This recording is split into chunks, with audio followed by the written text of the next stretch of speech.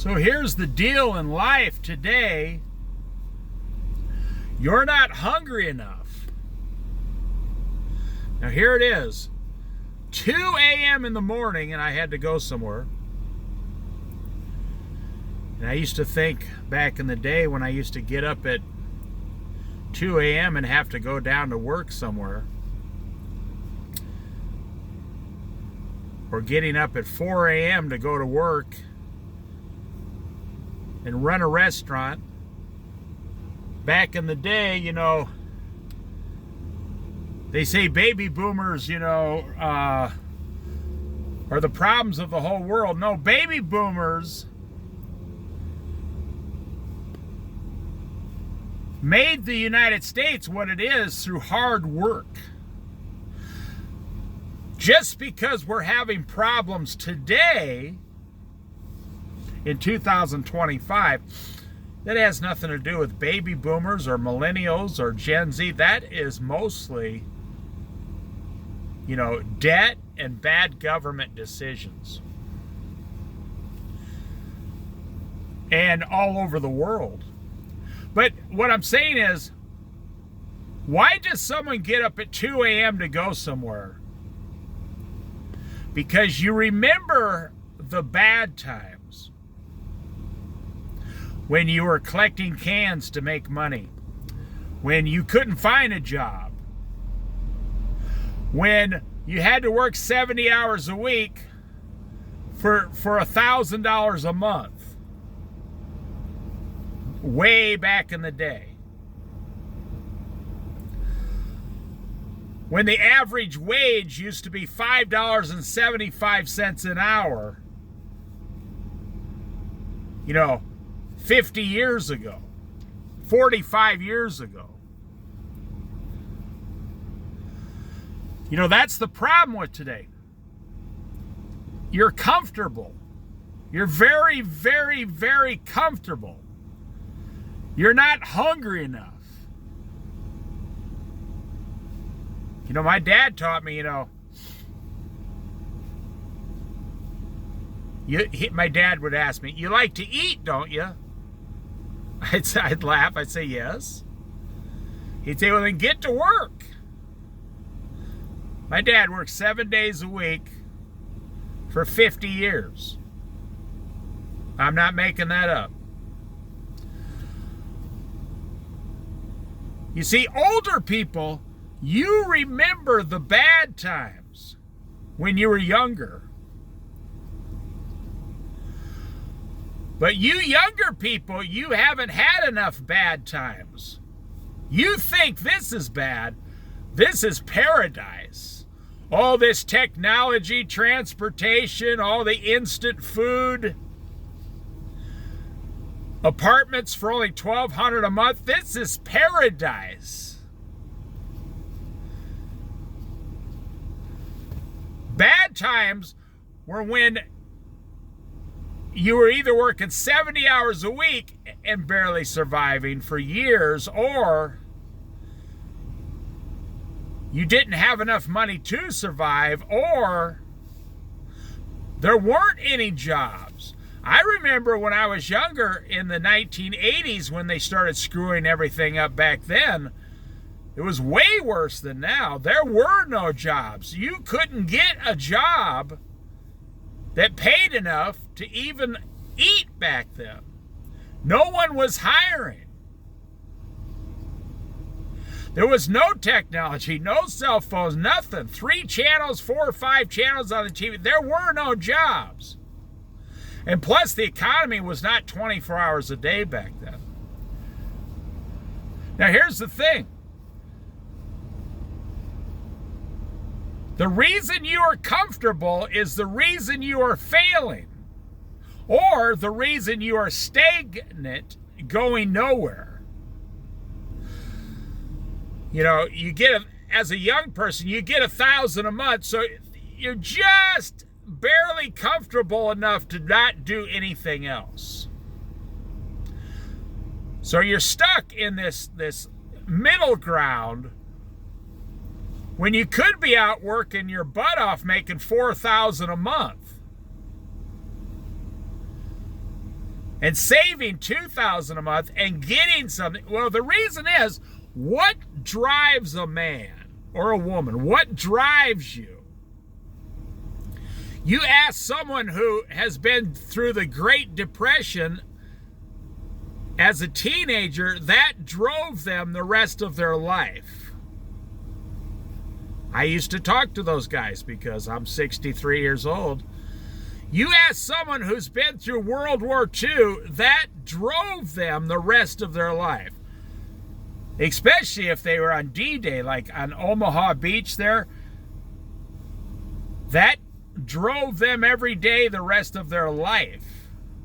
When you have an experience that is so bad, you're not sure if you're going to make it, but then somehow you make it through, probably with Jesus Christ, then whenever you see opportunity the rest of your life, you move forward quickly and take the opportunity. Or if you've ever been on the streets, or if you've ever been hungry, or if you ever grew up in extreme poverty with your parents, that drives you in the future to move forward aggressively and take hold of all the opportunities that come your way, and that usually involves work.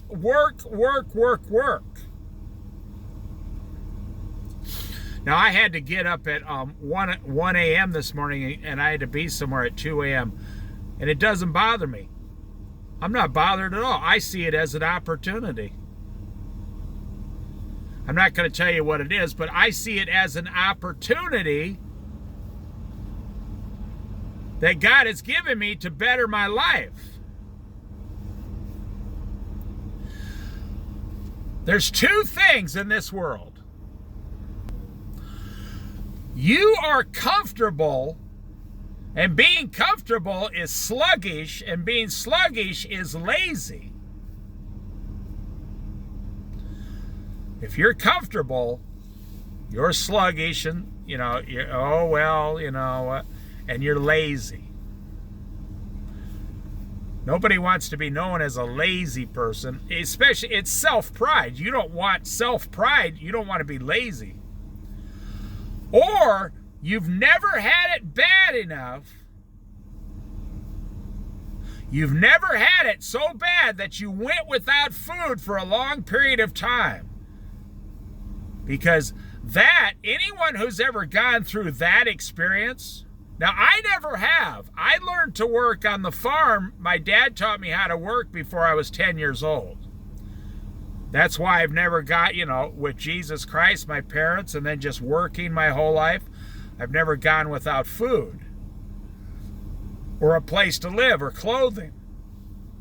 So you ask God for something, Lord, I want something. He says, okay, I'll give you Jesus, family, work, and food, and a place to live.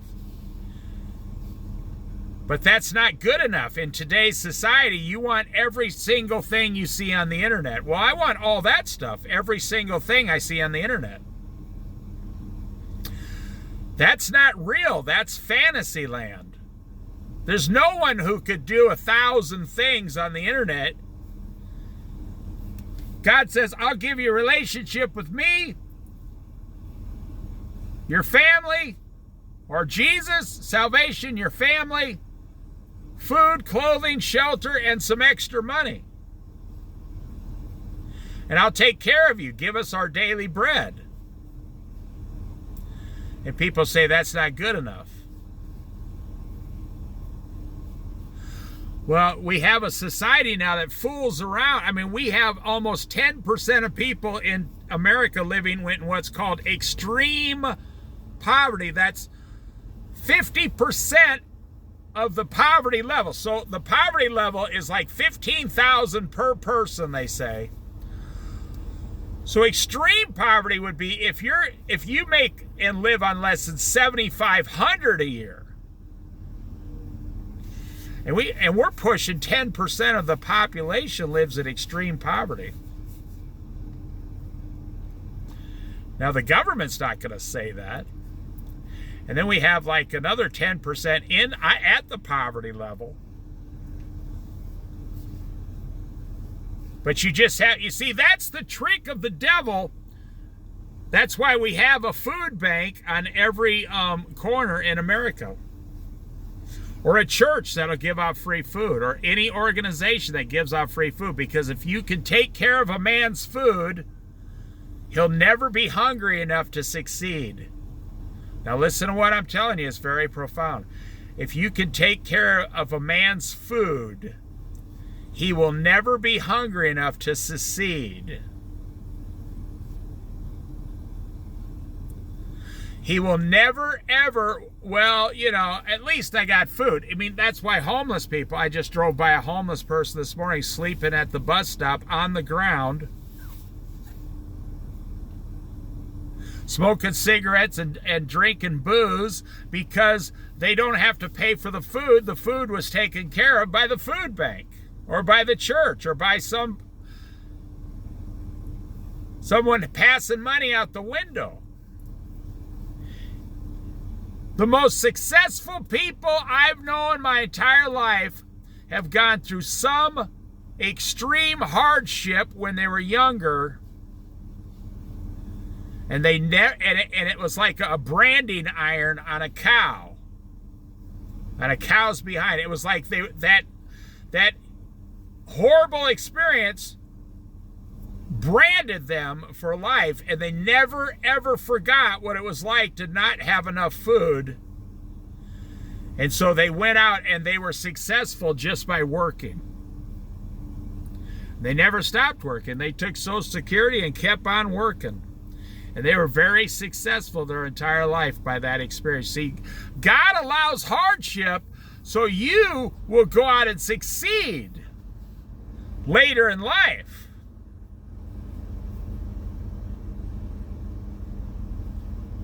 That's why you're comfortable today.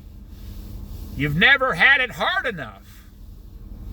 Now, maybe in the next 2 years, the United States is going to have a financial problem, like kind of a big kind of a collapse. And maybe that extreme poverty will go up to 25% for a short time. And it will seem awful, but then later on, a few years later, people will go to work like crazy. Because once you go without food, you never complain again when you have God, Jesus, your family, your job, your food, your clothing, your housing, your transportation. Then when you have those things, you never complain again.